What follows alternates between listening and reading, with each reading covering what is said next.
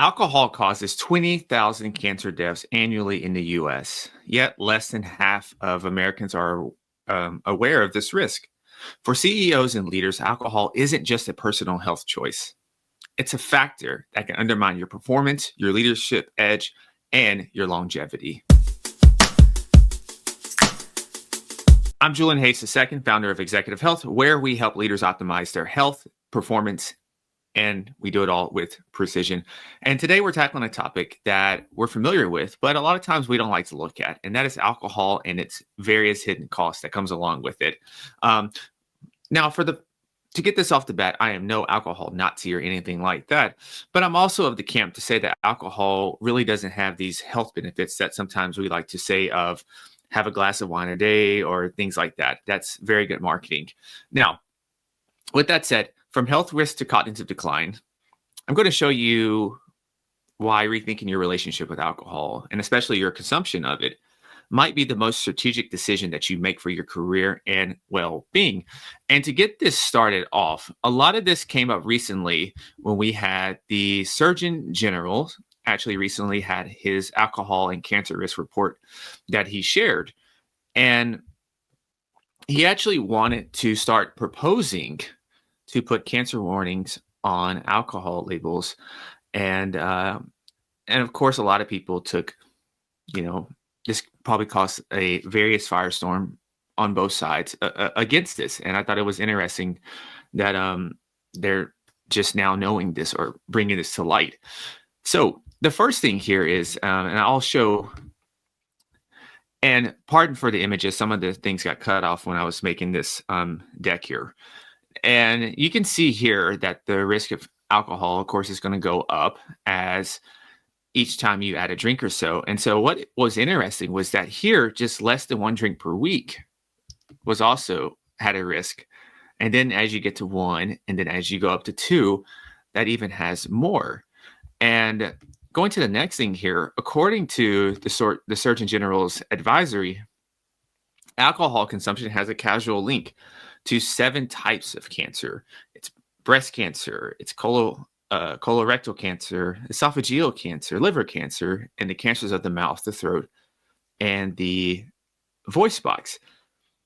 And it's not necessarily a vague association now. It's been a proven risk factor for years that for some reason has not really been brought to the forefront of just the damaging that excessive alcohol can do to someone.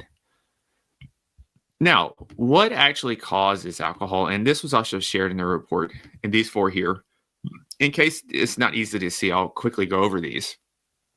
It's number 1 is acetaldehyde damage. So you drink, alcohol breaks this down, and then a toxic chemical, then this damages your DNA and inhibits cell repair. Second one is oxidative stress, and oxidative stress can come along through doing a myriad of different things, right? So in this situation, this is damaging your DNA, your proteins, and your cells, and it's going to increase the overall inflammation profile of your entire human system. Third, we have hormonal changes. So alcohol is altering different hormonal levels, including estrogen here, which is one of the reasons why they think that this is going to elevate the breast cancer risk. And number 4 is the carcinogen absorption. So alcohol is going to enhance your body's absorption of these carcinogens, and this is going to further compound the risk profile of this happening down the line. But cancer is not the only concern, actually. So alcohol disrupts your metabolic health. It impairs liver function. It also, as I think I briefly mentioned about inflammation, it's going to elevate your overall inflammation profile. And for leaders, these risks are especially significant to us because we need to be at our best in various facets. There's a lot of people that depend on us. And so with longevity and vitality, it's not just about living longer. It's about sustaining this energy and the resilience that's necessary to lead much more effectively. So imagine trying to perform at your peak while you're silently dealing with the long-term damage that alcohol is causing. And So alcohol, the effects go far beyond your liver. It's significantly going to impact your cognitive functioning, your decision making, your emotional regulation, and these are all critical traits for leaders. And so the first thing think about is sleep disruption.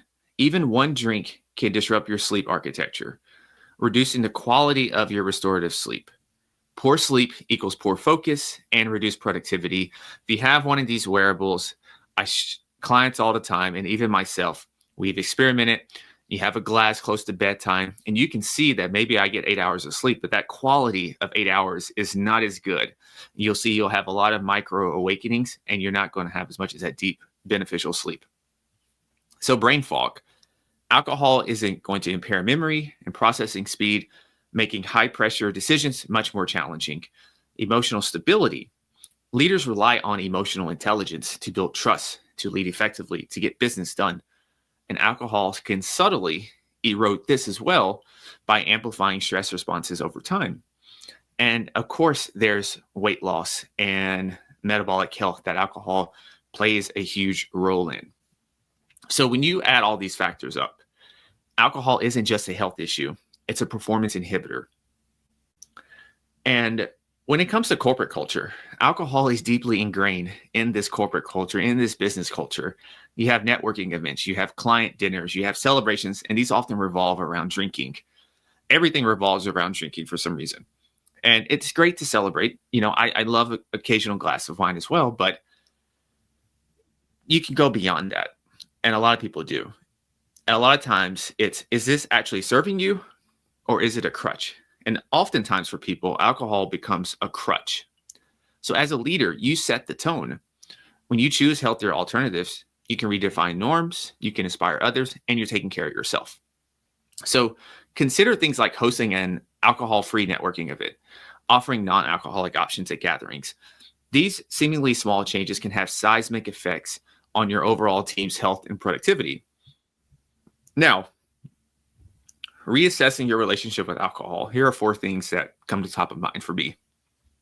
Number 1 is experiment with a dry month. I think a lot of people use January for a dry month, but just commit to a month without alcohol and observe some of the changes in your energy, your focus, your mood, your overall inflammation. You can see sometimes people with a little puffy face and stuff as they get older and stuff. That's inflammation gathering, and alcohol is one of the main contributors for that. So I can kind of look at people and see kind of like their dietary patterns and what all they do.